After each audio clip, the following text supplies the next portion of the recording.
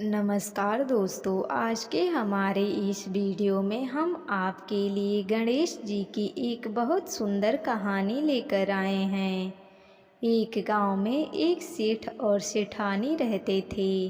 वो बहुत अच्छे थे और गणेश जी के अनन्य भक्त थे। ज़रूरतमंद की हमेशा सेवा करते थे। वो हर बुधवार का व्रत करते, कहानी सुनते और जोड़े से ब्राह्मण को खाना खिलाते, फिर अपना व्रत खोलते थे। उनका बहुत बड़ा परिवार था, परंतु उनकी कोई संतान नहीं थी। सारा परिवार उन्हें बहुत प्यार करता था, परंतु सब कानाफूसी करते थे कि सेठानी बाँझ है। इस बात से वो दोनों बहुत दुखी रहते थे। एक दिन की बात है, सेठ सेठानी गणेश जी के मंदिर में पूजा कर रहे थे।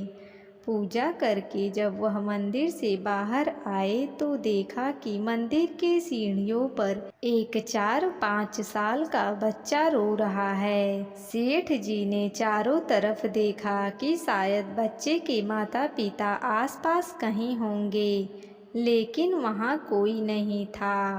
वो उस बच्चे को पुजारी जी के पास ले गए और बोले, पुजारी जी, ये बच्चा अकेला है, इसके माँ बाप कहीं नहीं हैं। शाम हुई तो पुजारी जी बोले, सेठ जी, आप इस बच्चे को अपने घर ले जाएं। यदि कोई इस बच्चे को खोजता हुआ आएगा तो उसे हम आपके घर भेज देंगे। सेठ सेठानी खुशी खुशी उस बालक को अपने घर ले गए।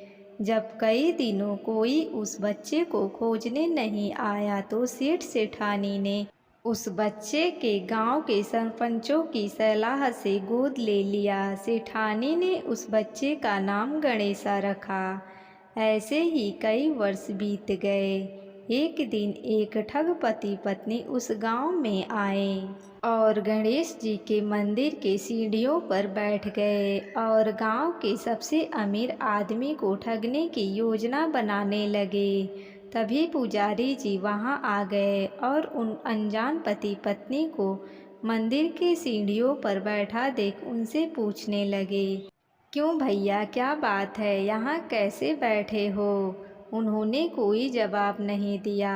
तब पुजारी जी बोले, क्या आपका बच्चा गुम हो गया है? परंतु ठगपति पत्नी ने कहा, हाँ हाँ, हमारा बच्चा खो गया है। पुजारी जी ने पूछा, कितने समय पहले की बात है? वो दोनों अनजाने में बोले, यही कुछ 4-5 साल पहले की बात है।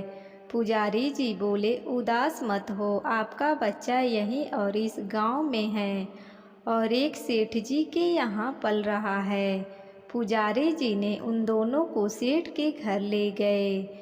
जब सेठ जी को पता चला कि गणेशा के असली माता पिता आ गए हैं तो वह बहुत दुखी हुए। सेठानी भी बहुत रोई। फिर सेठ जी उनसे बोले, आज रात आप यहीं ठहर जाओ, कल सुबह गणेशा को ले जाना। ठगपति पत्नी तो यही चाहते थे।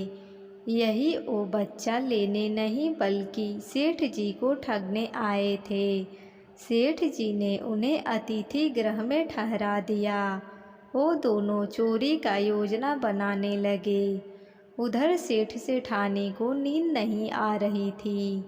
वो दोनों बहुत दुखी थे। आधी रात के बाद जब वो दोनों पति पत्नी धीरे धीरे हर कमरे की तलाशी लेने लगे और तलाशी लेते लेते तिजोरी वाले कक्ष में पहुंच गए, आवाज़ सुनकर घर के नौकर की नींद खुली तो उसने कमरे में उन दोनों को देखा और कमरा बाहर से बंद कर दिया और ज़ोर ज़ोर से आवाज़ लगाने लगा, चोर चोर, घर में चोर घुसे हैं।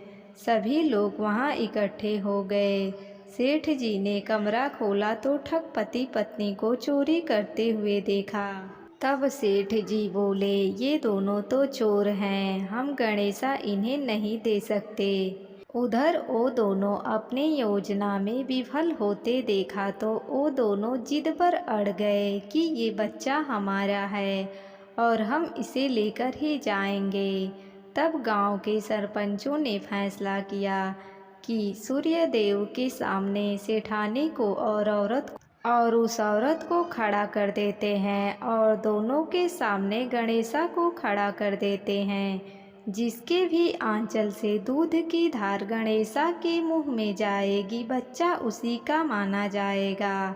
तब गणेश जी की कृपा से सेठानी के आंचल से दूध का धार गणेशा के मुंह में आ गई और सभी लोगों ने गणेश जी की जय जयकार करने लगे। बोलिए गणेश महाराज की जय।